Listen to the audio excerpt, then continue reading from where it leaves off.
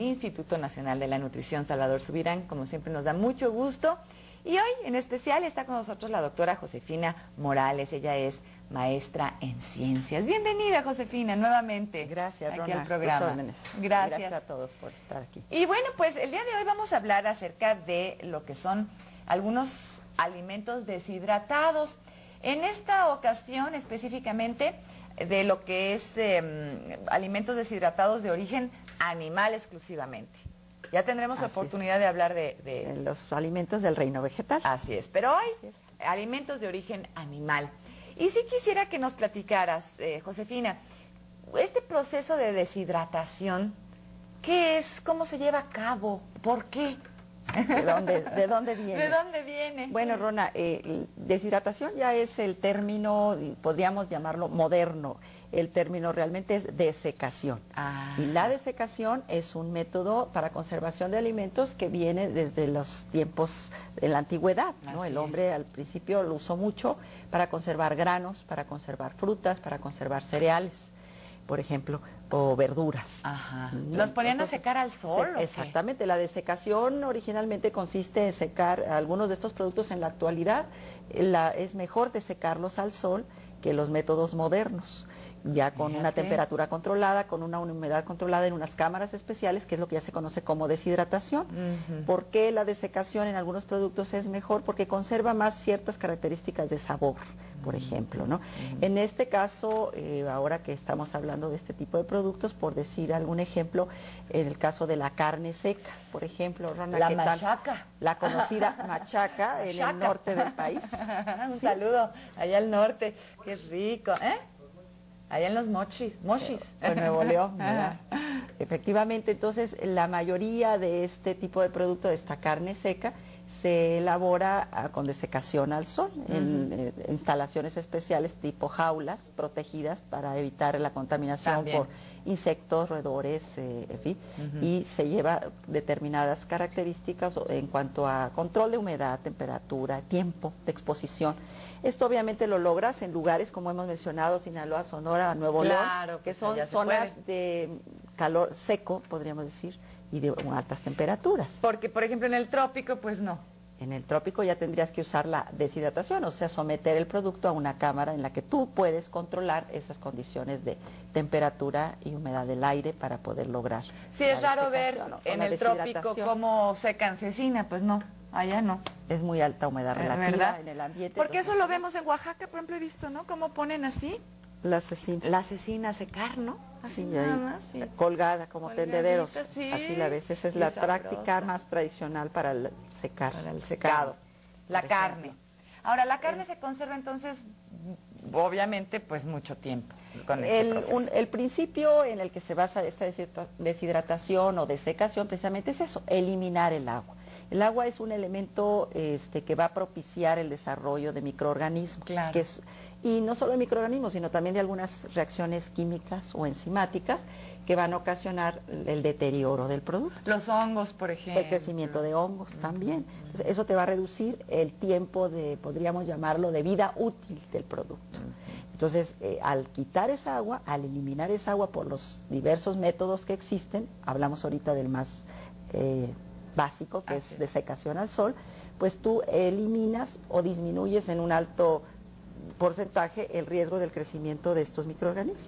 ¿Esto qué es? Esto es pescado. Este es un pescado. El pescado también es en otro método, se conserva también por deshidratación, es un pescado seco salado, igual que conocemos, por ejemplo, aquí tenemos marisco, el camarón seco. Camarón seco. Aquí la diferencia un poquito con la deshidratación o desecación de la carne es que aquí estás usando un tratamiento con sal. Exacto.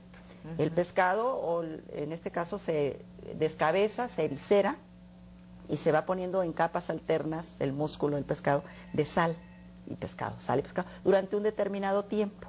Al cabo de ese tiempo tú eliminas esa sal y lo sometes a las cámaras de deshidratación, túneles de deshidratación, los que una corriente de aire a una temperatura durante un X tiempo y finalmente logras este pescado, que es el mismo método, por ejemplo, para el bacalao, ¿no? Que luego... Claro, ya en el, digamos, domésticamente lo conocemos, a cualquier pescado que vemos seco salado le decimos bacalao. Bacalao, que no es cierto, porque puede ser otro tipo de pescado. Puede ser mojarra o puede ser trucha o otro pescado, pero el bacalao es con el que inician comercialmente este tipo de proceso. Entonces se le ha quedado ya como un nombre, pero efectivamente se puede aplicar a cualquier tipo de especies. Ay, los charalitos.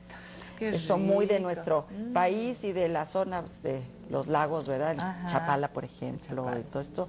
Estos peces, se capturan, se tienden. Esto es una desecación al sol todavía. Los extienden en grandes,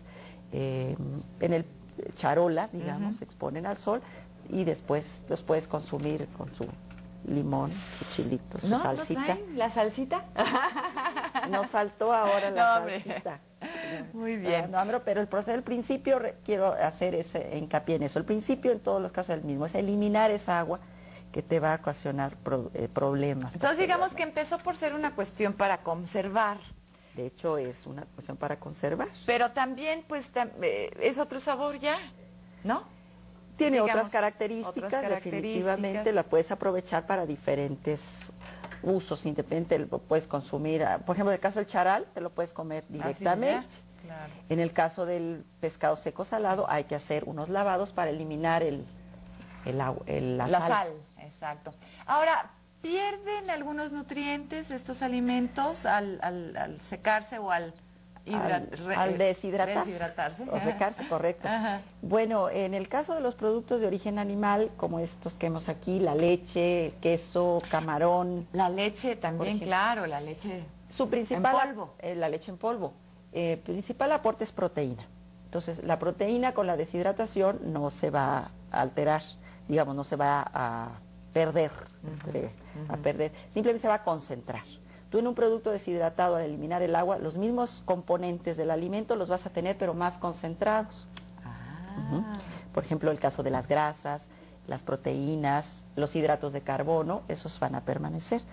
En algún momento algunas vitaminas podrían estarse afectando, no precisamente en este caso, porque estos productos no son fuente importante de vitaminas, como podríamos después platicar de otros como las frutas o las verduras.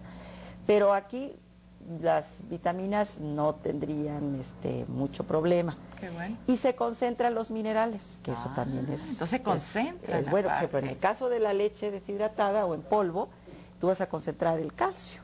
¡Qué maravilla! Al diluir esta leche para su consumo, vas a obtener la misma composición que tú tenías originalmente. Pues qué bien, porque aparte de hacer un proceso para que conserve más tiempo, se aumenta su valor nutricional en muchos aspectos. Se concentran. Pues. Y ya tú al diluirlo obtienes la misma composición original. Claro. En este caso, productos. Básicamente estos procesos se han usado durante, como decíamos, desde el principios de la humanidad, que se han ido mejorando en técnicas con procesos que ahora introducen, por ejemplo, las microondas para deshidratación o la liofilización, otro tipo de procesos que al principio es el mismo. Lo que están preocupándose ahora es los empaques. Entonces, cuando tú vas al mercado, al supermercado, pues tienes que también fijarte mucho en el tipo de empaque, porque dependiendo del empaque vas a conservar más tiempo sus características para evitar que absorban agua los productos. Sí, o sea, si esto lo metes al refrigerador, pues obviamente empieza... Si está bien sellado el paquete, no tienes problema. Claro. Pero no, precisamente esa es una de las ventajas de este tipo de productos o de proceso, que eliminas la refrigeración o la congelación, que son procedimientos de conservación más caros. Claro. Y con una vida más corta de vida útil del producto. Entonces tienes esa ventaja desde ese punto de vista. Bueno, pues hay que tomar en cuenta. Luego a veces no consumimos alimentos deshidratados porque sentimos que pierden algo y estamos viendo que no. Al contrario, se concentran. Se están concentrando estos productos. Y quizás a veces tenemos un poquito de temor a cómo prepararlos, porque los vemos muy diferentes a su estado original. Pero eso es cuestión nada más a veces de leer el instructivo o de hacer algunas pruebas que uno lo hace a nivel de casa, ¿no? En la cocina, se le va a poner agüita a ver cómo sale o cómo... Y básicamente sería restaurarle el agua. Bueno, en el caso de la machaca, no, pues la machaca con huevo. Claro. Qué rico, ¿no? Exactamente, es lo que decíamos, el platillo norteño, por Norteño. excelencia. Los charalitos hasta así solitos, pero en un caldillito o algo En una así. salsita de jitomate, como ya lo mencionabas hace un rato, unos con taquitos, una tostada. Realmente no necesita rehidratarlos, No. su consumo así es ya como se ha conservado. En el caso de los camarones, por ejemplo, podrías rehidratarlos, no vas a lograr un camarón 100% hidratado, pero bastante aceptable en sopas, por ejemplo, Claro. al agregarlo a un caldo. O bien con arroz. Claro. Puedes En el mezclar. caso de la leche, pues sí, ahí sí. La ¿Pones leche agua? tienes que rehidratarla con agua, de preferencia agua hervida, que sea agua potable, Así entre es. comillas. Y el Para queso, su pues consumo. no, el queso lo echas así, se quita Directamente rico. sobre los taquitos. Muy bien. Bueno, pues estos son productos que podemos consumir, que tienen alto valor de proteínas, sobre Pues, todo. exactamente. Y ya combinados con verduras, Cereales. leguminosas, todo esto, pues nos dan una comida completa, ¿no? Principalmente con cereales, te van a dar una mejor dieta, claro. Muy bien. Bueno, pues nos vamos. Gracias a la doctora Josefina Morales. La próxima vez que venga, pues platicaremos acerca de lo que son los vegetales, básicamente, Claro que sí, Rona. pero deshidratados también. Frutas, verduras, leguminosas Y ahí va deshidratadas, a con ser mucho gusto. ¿Otra historia? Más o menos. Más o otra menos. historia. Será otro capítulo. Muy bien. Gracias. Variaciones sobre el mismo tema. La doctora Josefina Morales del Instituto Nacional de la Nutrición Salvador Subirán. Muchísimas gracias. A ti, Rona, Continuamos. gracias.